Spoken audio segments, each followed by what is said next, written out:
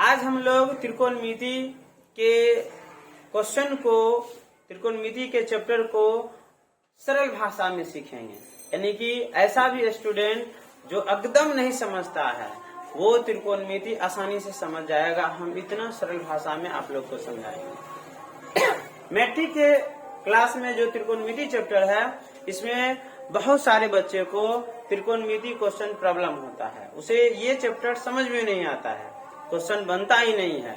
सबसे हार्ड और सबसे कठिन चैप्टर यही बुझाता है। लेकिन हम इस चैप्टर को इतना सरल भाषा में आपको बताएंगे कि कमजोर से कमजोर विद्यार्थी भी इस चैप्टर को और इस चैप्टर पे में जितने भी क्वेश्चन है सबको आसानी से समझ सकता है। तो हमारी कोशिश, यदि आपको अच्छा लगे तो इस वीडियो को लाइक और सब्सक्राइब शेयर जरूर कीजिएगा। और देखिए, हम त्रिकोणमिति के बारे में समझेंगे। त्रिकोणमिति में हमें क्या होता है, समकोण त्रिभुज के बारे में समझना होता है।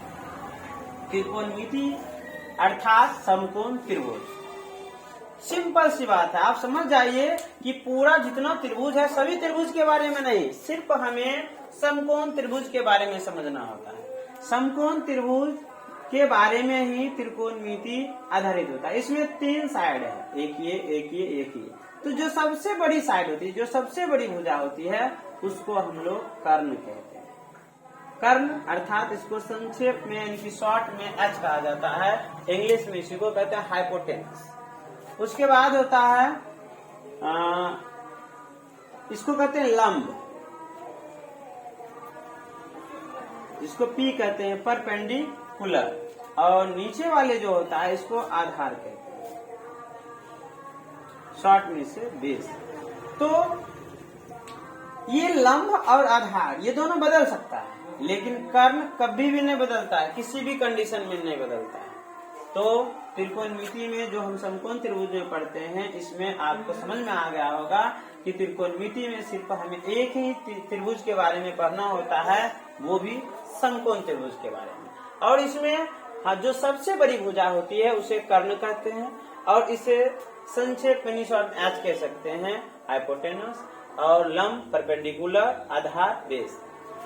तो इसमें हम क्या बताया आपको कि सिर्फ लंब और आधार बदलता है, लेकिन कर्ण नहीं बदलता। बदलने का मतलब क्या, ये लंब कभी आधार हो जाता है, ये आधार कभी लंब हो जाता है। अब कब होता है, जब उस तरह के उस पर आधारित हम क्वेश्चन बताएंगे तब समझ में आएगा। अब देखिए, इस त्रिकोणमिति में हमें 6 अनुपात होते हैं, 6 अनुपात, यानी कि यही 6 अनुपात के बारे में हमें पूरे त्रिकोणमिति चैप्टर में पढ़ना होता है। तो ये 6 अनुपात क्या होता है, पहला होता है साइन, फिर होता है कॉस, फिर होता है टेन, फिर होता है कॉट, फिर होता है सेक, फिर होता है कॉस सेक। अब देखिए, ये जो 6 अनुपात आप लोगों ने देखा, ये जो हमने लिखा, ये लिखा हुआ गलत नहीं, सही है, लेकिन अगर ऐसे आप लोग लिखिएगा कॉपी में या एग्जाम में, कभी भी अनुपात अगर कह दे कि 6 अनुपात लिखिए, अगर ये लिख दीजिएगा तो ये गलत है। सही कैसे होगा? तो हम इसके साथ एंगल लगाएंगे। क्या लगाएंगे? एंगल। एंगल का मतलब कौन साइड, या हो सकता है आप ये लगाए, या थीटा माने हैं, जैसे ये थीटा है, ये थीटा है, या थीटा माने हैं तो थीटा, और नहीं तो कुछ भी लगा, जैसे कि हम लिख सकते हैं sine theta, cos theta, tan theta, उसके बाद कॉट थीटा, उसके बाद सेक थीटा, उसके बाद कॉसेक थीटा। अगर आप थीटा के जगह दूसरा कुछ लिख सकते हैं, जैसे sine A, cos A, tan A, cot A, sec A, cosec A, यानी कि ए बी सी, यानी कि जितने भी अल्फाबेट्स होते हैं ए टू जेड तक में, इसमें से आप कुछ भी एंगल के रूप में यूज कर सकते हैं। इसके अलावा अल्फा, बीटा, गामा, ये सब यूज करते हैं, लेकिन इसके बिना यदि आप लिखते हैं तो ये क्या हो जाएगा, गलत हो जाएगा। तो आप लोगों ने देखा कि त्रिकोणमिति में 6 अनुपात होते हैं, sine theta, cos theta, tan theta, cot theta, और सेक थीटा और कॉसेक थीटा होता है। अब इसका कुछ फॉर्मूला होता है। ये फॉर्मूला इसमें क्या क्या होती है इसको समझने से पहले हम फिर आते हैं समकोण त्रिभुज। इस समकोण त्रिभुज में आप लोग बचपन में पढ़े होंगे या 3, 4, 5, 6, 8, 9, 10 में पढ़े होंगे। त्रिकोणमिति पर एक साइंटिस्ट यानी कि मैथमेटिक्स जिसे हम लोग पाइथागोरस प्रमेय कहते हैं। पाइथागोरस के अनुसार होता है एच स्क्वायर बराबर P square plus B square. एक फॉर्मूला होता है एच स्क्वायर बराबर P square plus B square. ये हमें समझना होगा ये क्या होती है। ऐसे हम आपको मेरे वीडियो देखिएगा तो हम पाइथागोरस प्रमेय सिद्ध किए हुए हैं और पहले भी हम त्रिकोणमिति चैप्टर बताने की कोशिश किए लेकिन कुछ प्रॉब्लम के कारण बंद कर दिए। लेकिन अब जो शुरू किए हैं अंततः हम खत्म करेंगे और मैथमेटिक मैथ के हर चैप्टर का आपको इसी तरह से सरल भाषा में वीडियो बनाकर हम आप लोग के लिए देते रहेंगे ताकि इसमें जो कमजोर बच्चे होंगे जिसे कोचिंग में या खुद से पढ़ता है समझ में नहीं आता है तो वीडियो देखकर आसानी से समझ सकता है। तो आइए हम लोग पाइथागोरस प्रमेय के बारे में देखते हैं। पाइथागोरस प्रमेय में होता क्या है। पाइथागोरस प्रमेय के अनुसार थ्योरी है कि किसी समकोण त्रिभुज में यानी कि समकोण त्रिभुज में सबसे बड़ी भुजा का वर्ग अन्य दो छोटी भुजा के वर्गों के योग के बराबर होता है। उसे हम पाइथागोरस प्रमेय कहते हैं। अब तो एग्जाम में भी कभी कभी पूछ देता है कि पाइथागोरस प्रमेय लिखिए या कभी ये कहता है पाइथागोरस प्रमेय सिद्ध कीजिए। तो हमें पाइथागोरस प्रमेय पहले आना चाहिए। पाइथागोरस प्रमेय होता क्या कि किसी समकोण त्रिभुज में सबसे बड़ी भुजा का वर्ग अन्य दो छोटी भुजा के वर्गों के योग के बराबर होता है। उसे पाइथागोरस प्रमेय कहते हैं। या इसको आप एक और भाषा बोल सकते हो कि समकोण त्रिभुज में कर्ण का वर्ग अन्य लंब और आधार के वर्गों के योग के बराबर हो उसे पाइथागोरस प्रमेय कहते हैं। अब देखिए इसका हमें आगे जरूरत पड़ेगा। ये आप लोगों ने देख लिया कि एच स्क्वायर बराबर होता है P square plus B square. अब यहाँ से आप यदि एच को अलग करते हैं तो ये स्क्वायर है और ये जाएगा तो अंदर रूट हो जाएगा यानी कि ये बचेगा P square plus B square. अब फिर ये फॉर्मूला आपने देखा इससे निकाल। फिर हम पी को अलग करते हैं तो पी स्क्वायर बराबर होगा H square minus B square और पी बराबर हो जाएगा ये स्क्वायर भी इधर जाएगा तो हो जाएगा H square minus B square. तो आपने देखा एक हो गया एच बराबर एक हो गया पी बराबर और एक लिखेंगे बी बराबर।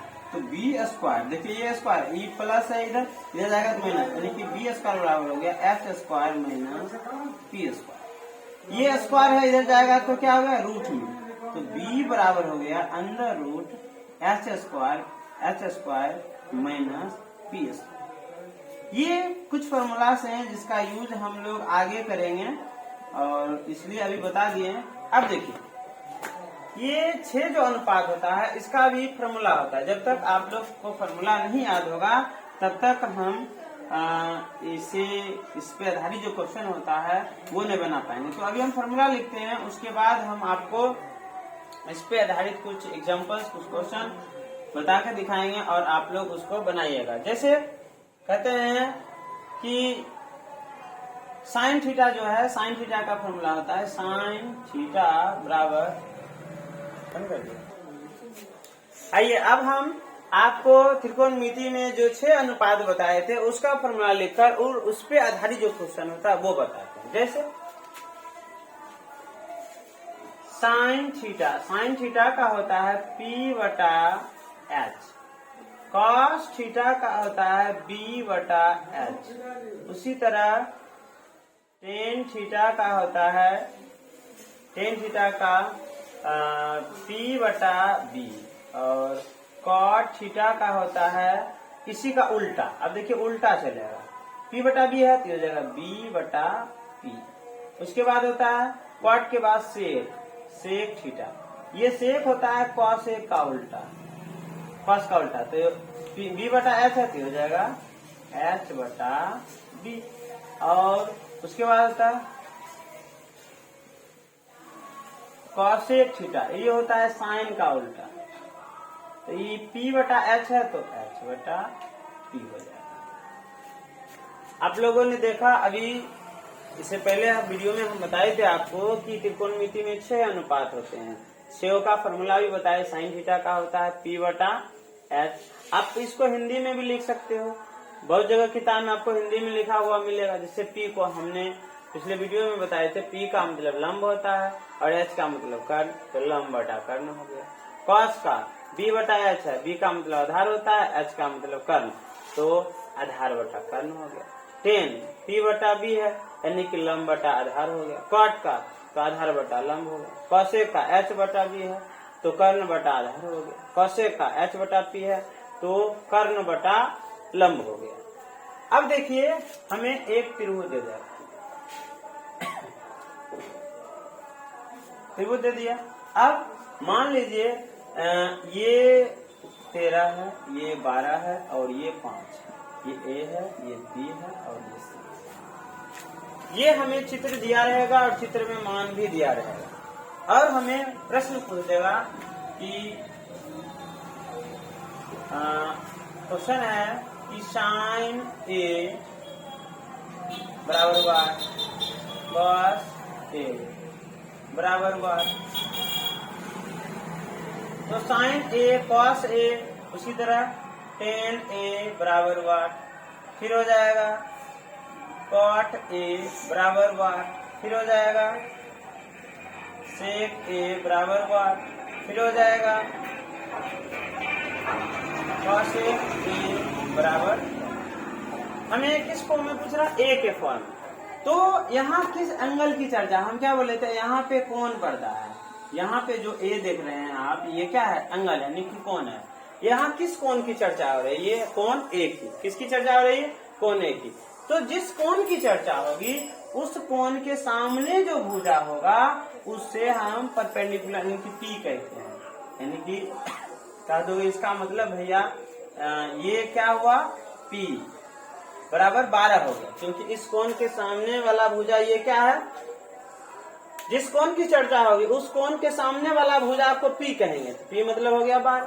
अब B जो होगा, ये जो बच गया वो B होगा। हम आपको बताए थे कि ये दोनों बदलता है, इससे पहले हमने इसको P बोला था, इसको B बोला था, लेकिन अभी उल्टा हो गया, ये P हो गया, ये B हो गया। क्यों, क्योंकि जिस कोण की चर्चा करेगा उस कोण के सामने वाला भुजा P होता है। अब बाकी जो बचता है E बोले थे हम, जो ये कभी बदलता नहीं है, ये H का H रहेगा, किसी भी कंडीशन में बदलता नहीं है, H का H ही रह जाएगा। तो P मतलब क्या हो गया ये, और B का मतलब ये, और H का मतलब ये हो गया। अगर हमें C की चर्चा, अभी देखिए ये क्वेश्चन बनाते हैं, फिर आपको C की चर्चा, फिर B की चर्चा, ये करके हम तीनों टाइप से क्वेश्चन बताएंगे आपको। अब हमें P मालूम हो गया, B भी मालूम हो गया और H भी मालूम हो गया। तो अब यहाँ क्या करना है, मान रखना है। जैसे कि sine A, sine A, sine का फॉर्मूला क्या होता है, P/H, क्या लिखेंगे P/H। अब देखिए P का वैल्यू कितना 12, तो लिखेंगे 12 बटा H का वैल्यू कितना है 13, ये हो गया आंसर।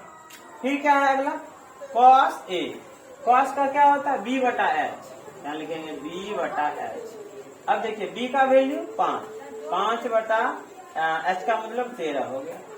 फिर क्या है अगला, 10 का होता है P/B, P/B, P का मतलब हो गया 12 बटा B का मतलब हो गया 5, तो 12/5। अब फिर देखिए यहाँ हो गया कॉट का B/P होता है, B/P, तो B का मतलब 5 और P का मतलब 12। फिर देखिए सेक का यहाँ क्या होता है H/B, H/B, तो H का वैल्यू 13 और B का वैल्यू 5। उसी तरह कॉसेक A, कॉसेक का होता है H/P, तो H का वैल्यू 13 और P का वैल्यू हो गया 12। इस तरह से हमने देखा कि जब एंगल A की चर्चा हो तो इसका आंसर ये सारा हो गया। लेकिन अब देखिए यही क्वेश्चन रहेगा, अब चेंज कर देंगे। जैसे आप पूछेगा हमसे कि साइन C बराबर वाट, साइन C cos C, उसके बाद tan C, उसके बाद sec C, उसके बाद पहले कॉट सी, सेक सी और उसके बाद कॉसेक सी, कॉसेक सी। अब देखिए किस कोण की चर्चा हो रही, सी की। अब पी, बी और एच ये तीनों का मान चेंज हो जाएगा। जब सी की चर्चा हो तो सी के सामने वाला भुजा अब ये पी होगा, यानी कि पी बराबर हो जाएगा 5 और बी हो जाएगा ये 12 और एच यही रहेगा। देखा आप लोगों ने, एकदम ईजी है। आप लोग थोड़ा ध्यान दीजिएगा कि यहाँ किस कोण की चर्चा होगी, सी की। तो जिस कोण की चर्चा होगी उसके सामने वाला भुजा को हम पी कहते हैं, परपेंडिकुलर। अब बाकी जो बचा उसको बी कहेंगे, आधा, और एच तो वही रहता है, एच बदलता नहीं है। तो यहाँ देखिए सी के अनुसार आपने देखा पी हो गया 5, बी हो गया 12 और एच हो गया 13।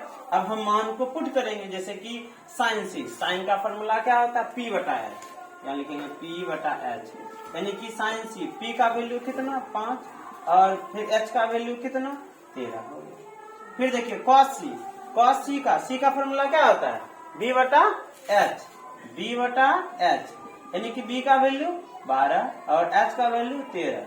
उसी तरह टेन सी, टेन का फॉर्मूला क्या होता है, पी बटा बी, पी बटा बी। तो पी का वैल्यू हो गया, पी का यहाँ देखिए 5 है, 5 बटा बी का वैल्यू हो गया 12।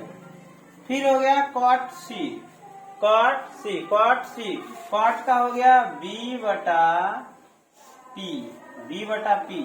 तो बी का वैल्यू कितना 12 और पी का वैल्यू 5। फिर सेक सी, तो सेक का हो गया एच बटा बी, एच बटा बी। तो एच का हो जाएगा एच का यहाँ देखिए 13 है और बी का हो जाएगा आपको 12। फिर लास्ट है कॉसेक, और कॉसेक का होता है एच बटा पी, एच बटा पी, यानी कि एच का हो गया यहाँ देखिए एच का 13 हो गया और पी का हो गया 5। तो आप लोगों ने देखा कि जब हमें त्रिभुज का मान दिया रहे और भिन्न भिन्न एंगल से हमें क्वेश्चन पूछे तो कैसे बनाएंगे। यहाँ आपको एक महत्वपूर्ण बात समझनी होगी कि जब हमें जिस कोण की चर्चा करें, जिस कोण से एंगल पूछेगा उस कोण के सामने वाले भुजा को हम पी कहेंगे। जैसे कि यहाँ ए का चर्चा हुआ था तो ये पी हो गया, और सी की जब चर्चा हुई तो ये पी हो गया। ये ध्यान रखना होगा। बाकी इस तरह का अब कोई भी क्वेश्चन होगा तो आप बना सकते हो। अब हम आपको एक क्वेश्चन देते हैं, आप लोग खुद अपना घर पे बनाइएगा, घर पे ट्राई कर सकते हैं। जैसे यहाँ मान लेते हैं 5 और ये है 4 और ये है 3। तो इसी तरह आप लोग बनाइएगा एक क्वेश्चन कि ये आपका 5 हो गया, ये 4 और ये 3, तो साइन ए करके और कॉस सी करके क्वेश्चन बनाइएगा। फिर हम लोग मिलते हैं नेक्स्ट वीडियो में, तब तक के लिए धन्यवाद। यदि आपको हम जो समझाते हैं बताते हैं इसमें किसी प्रकार का कोई दिक्कत आए, हम तो कोशिश किए, फिर भी अगर प्रॉब्लम बुझाए तो आप हमें कमेंट्स कर सकते हैं और उस पर अपनी प्रॉब्लम बता सकते हैं, ताकि हम कोशिश करेंगे कि वो जो प्रॉब्लम रह गया है उसे और आसानी से डील करें, ताकि आपको अच्छे से समझ आए। तो अच्छा लगे तो इस वीडियो को लाइक, शेयर और सब्सक्राइब कीजिए। ज्यादा से ज्यादा इस वीडियो को फैलाइए ताकि कमजोर से कमजोर बच्चा इस चैप्टर मैथ में जो भी प्रॉब्लम होता है हम सरल भाषा में उसे समझाने की कोशिश करेंगे और उसकी प्रॉब्लम सॉल्व हो सके और वो मैथ को अच्छी तरह से समझ जाए। जो बच्चा मैथ से भागता है वो कभी भी मैथ से भागेगा नहीं, उसे अच्छा लगेगा मैथ बनाना। थैंक यू, धन्यवाद।